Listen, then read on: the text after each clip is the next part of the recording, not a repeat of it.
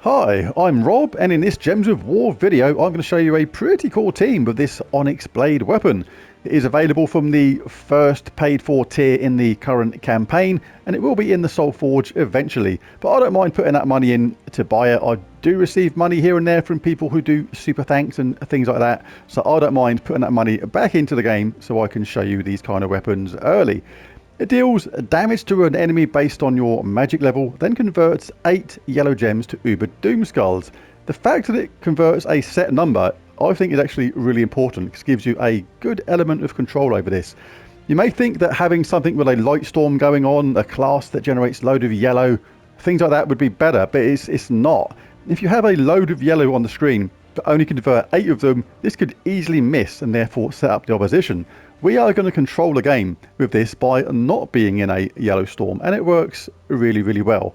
Instead, we are going to have a firestorm at the start of every turn. Lots of red for the team, lots of charge for the team as well, but more importantly, we are going to benefit from that fire blade. Deal a triple skull damage to burning enemies. The other traits will be Firebringer, a Gift of Fire, Watery Binding, Root Trap, Insulated, and Snap Freeze. Now, the reason why Firestorm is really important and that triple skull damage is Infernus is here. Burns all enemies on 4 or 5 gem matches. So you're looking to do that first. As soon as you get that, we're going to be off to the races, and all that skull damage is going to be absolutely devastating to the opposition. Triple skull damage and Uber Doom Skulls most of the time. As well as that, Infernus, if he gets to cast, deals a good amount of splash damage and explodes random gems, charging up the team at the same time. Divine Ishbala not only gives a 40% start to all divine allies here, but we have the option of transforming red to skulls at the same time, and can look out for green to yellow, which is going to charge up Infernus and herself again, and enchant 2 random allies. Leprechaun is here for the really quick start.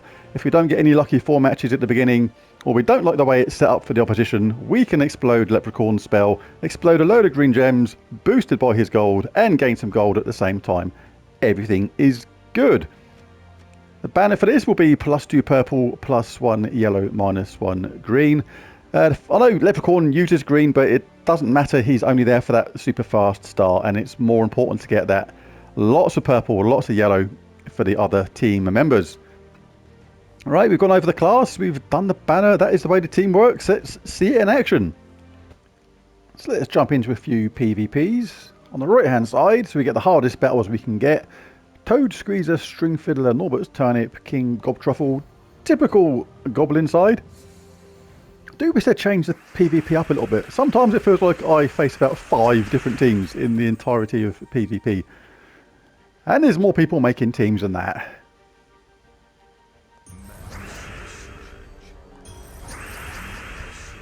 We're looking to get the weapon up if we can, but we're certainly not going to say no to these 4 matches. Yes, cast Infernus, get a bit of damage going, charge up the weapon.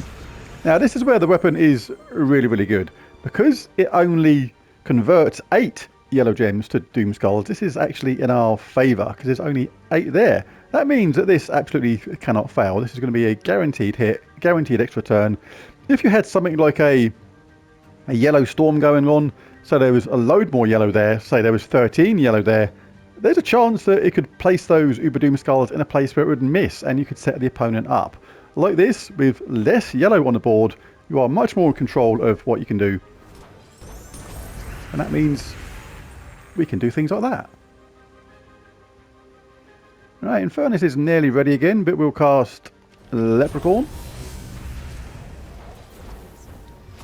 Hopefully they won't loop me to bits. Right, now Ishbala is up as well, so we have red to skulls. Do want to get rid of their next opponent if I can. I'm frozen on green, so I don't really want to take that. Ishbala is only getting a single skull hit, so I'd rather cast Infernus. Now Ishbala, did we get any more luck this time?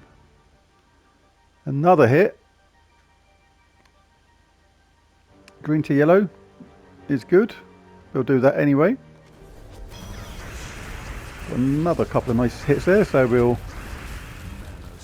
trade that. We're kind of having a bit of a slanging match with these goblins right now. Hero is near death. But any win against the goblins in a non-goblin team, this team is not designed to fight goblins in any way. It's the sort of team you would not pick ordinarily to fight them, so just making that clear. Not going to do anything with that, but it's better than nothing. Right, now, the good thing about Uber Doom Skulls is, and I'm actually quite glad I'm entangled here, is I got 22 health. Now, ordinarily, normal skulls do no damage when you're entangled, but with Uber Doom Skulls, that is not the case. Let's put that on Gob Truffle. There you go. All those Uber Doom Skulls do more damage. We killed him. Now we can finish off with Infernus. Right, and let's hope for a non-goblin team next, because that is not the way this team is designed to fight. You would ordinarily pick something different. We got a Thrall Zul'Goth team. No doubt. Yeah, this one's a little bit different with Guardian Crown. Pretty cool. And Bog Strider destroying gems and entangling a random enemy. So this is against a more standard team.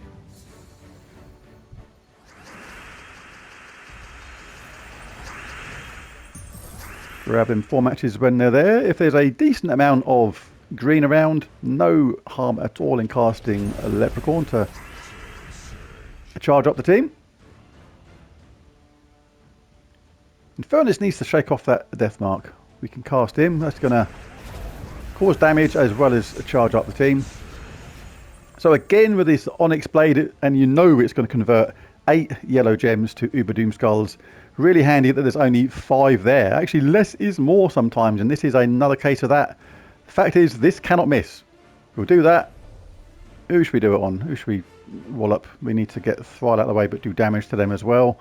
But these Doom Skulls do a lot of damage, so I'm going to slap Thrall with that. There you go. They're gone.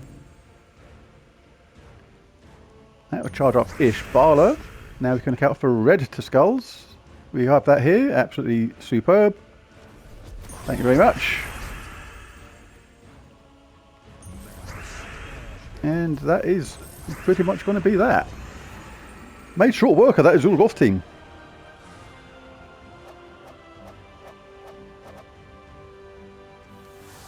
Nanny of Doom, I've just seen that. It's not the kind of nanny you want, is it? Ooh, nasty, nasty team this. Moon Rabbit. Starting battles with full mana, converting blue to yellow. Enraged Kurandara, invulnerable, just hard to kill, and creates a load of Doom Skulls as well as does damage to all enemies. Rope Dart, doing Rope Dart things, eliminating armor, dragging to the front, doing damage, getting an extra turn, and it's in elemental class. Stun, freeze, burn, entangle a random enemy when matching 4 or more gems. Horrible team this, in a good way for the opposition. What I mean is, it's horrible for me. And Quentin Hadley, all knights start with a 50% mana, converting purple to yellow and doing damage too. So this is going to be a really good test of this. Let's see how it does. We'll certainly grab the brown straight away for the weapon. Can we generate any extra turns anywhere? Thing is, if you're going to cast Leprechaun next, which I probably will, there's literally no point looking at things like this,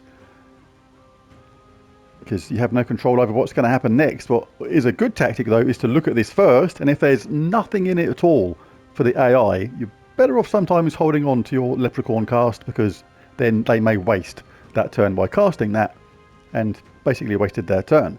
So we'll take a look at that first, converting blue to yellow.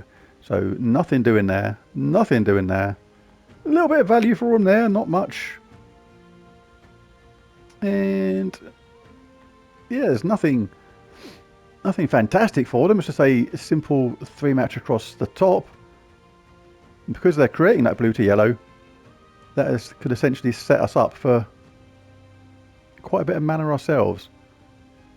So what you can do is actually take a colour that you need, but without giving them a chance to actually get a setup. If I take this brown, this is more a tip for newer players. It's recommending I take this brown, but if a blue lands there, then that's going to give them an actual 5 match when they cast their Moon Rabbit. So I'm not going to do that. I'm going to do that instead. There you go. They got the small amount of mana expected.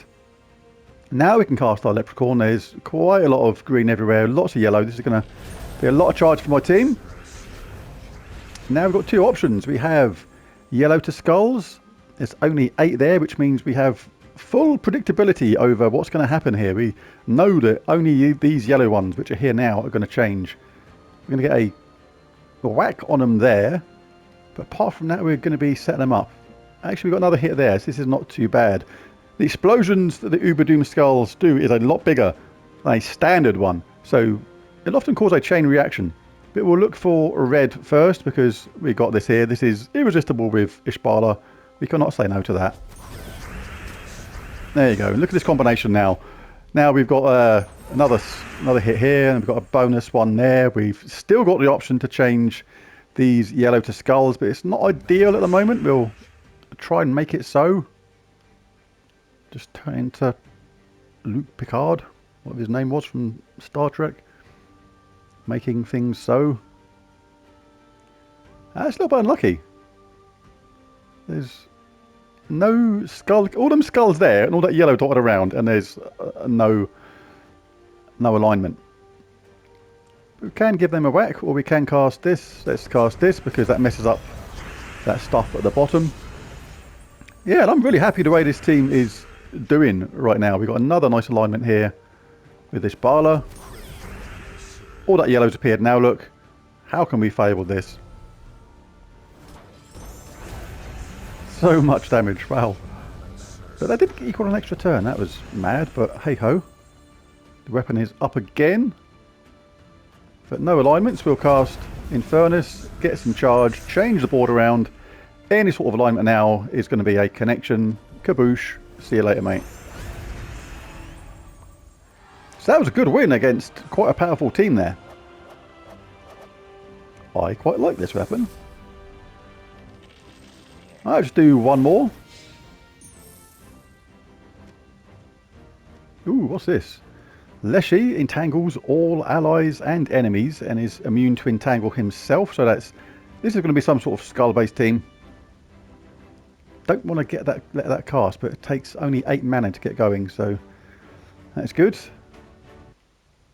This deals damage to an enemy and triple damage if the enemy is silenced. This silences the last 2 enemies and does damage. And Doomclaw is a rare sight in a team, has to be said. Deals damage to an enemy boosted by enraged allies with separate 25% chances to devour the enemy above and below. So let's give it a go. Again, this is actually quite cool, this team, that this has come up, because if we get entangled, the Uber Doomskulls still do quite a bit of damage. It's like they're actually pretty cool, to be fair. I do like them a lot. Let's cast this, get some mana going for the team. And we've got the weapon up straight away, but again, we can see there's no alignment for that, so we'll just take red. Weapon is ready to go again, but again, no alignment. May as well grab that. See if we get lucky with any drops, and we didn't really, so we'll cast Infernus. Bit of damage, bit more mana gen, change the board around a little bit. Still nothing doing on the yellow to Uber Doomskulls. So we'll just go around collecting mana still. That's the best way to go about it. Right, they're going to cast that next, so I'm not too worried about that. Yeah, I kind of want to bring some colours nearer the yellow. See if a yellow comes nearer. Nope.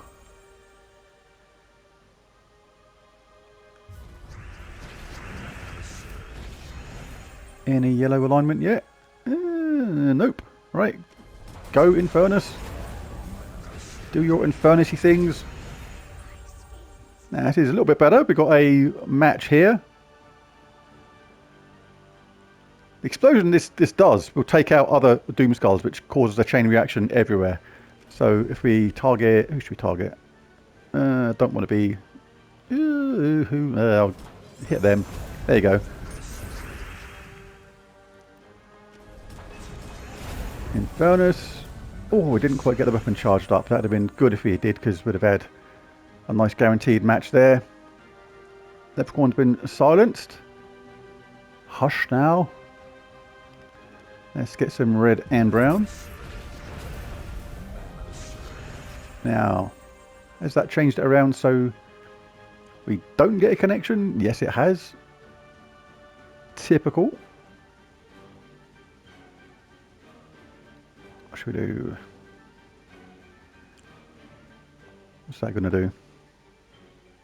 Or if they hit my leprechaun or my Ishbala, could be a miserable day for them.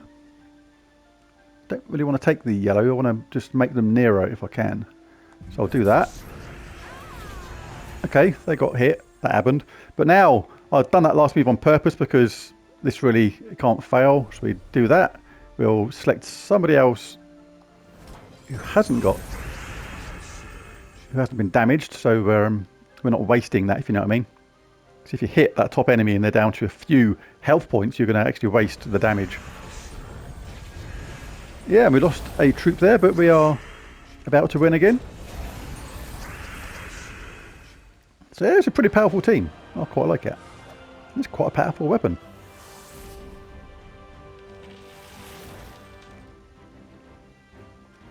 Yeah, can't do that. Ooh, a different type team here. Again, we have Web Spinner at the front this time doing a triple skull damage. Quentin Hadley, Rope Dart and Moon Rabbit. But the cool thing about Sunspear is you have that entanglement at the start. I really like this. Some people say, why would you pick Sunspear when you can use Slayer? But this is one of those exact reasons. A lot of benefits of Sunspear, but in a different... Slayer, sorry, but in a different situation where the game dictates what you need to do, like this one. Entangling that first opponent is absolutely vital. Loads of green here. We're going to get so much mana. Alright, now this is where it is the lap of the gods. Do you cast Onyx Blade or not? I'm going to show what happens just on purpose by doing this when there's a load of yellow around. There's 17, but we only can convert 8. So you can't judge it at all. It's like literally, is it going to work or not? You don't know. If I lose this game, it could be because this went wrong. And that didn't work out too bad. We gave it a good old slap. They have shaken off the entanglement, which is a issue. So I could do with getting some skull matches from somewhere. Let's see if that brings another skull down. It did, but in the wrong place. I wanted that there, really. Right, let's go Infernus, or shall I play it safe and take them out with that? I think we have to play it safe. Now we can cast Infernus. Less yellow on the board now, so it is more predictable. 8 of these going to be converted. Good chance of this becoming a match. And here, this can't really go wrong. We're going to get something out of this. We'll chuck it on the hero, do that damage. We can now either get a 3-way benefit here. We can take red while getting a skull hit. No, that's going to drop down further because of them. In that case, we cast Infernus. And we're going to win. And we have this here. There's not much yellow there, only 6, so guaranteed this is going to convert to a Uber Doom Skull for the win. But there it is, there's my Onyx Blade team. It's a really, really good weapon. I really like it. Pretty powerful, and the predictability of the yellow gems is what makes it absolutely work for me. Do like it a lot. There's a video. If you enjoyed it, found it in any way useful or helpful, be cool to click that if you click that like and subscribe button if you've not done so already. But most of all, thanks for watching, and I'll catch you again next time. Bye for now.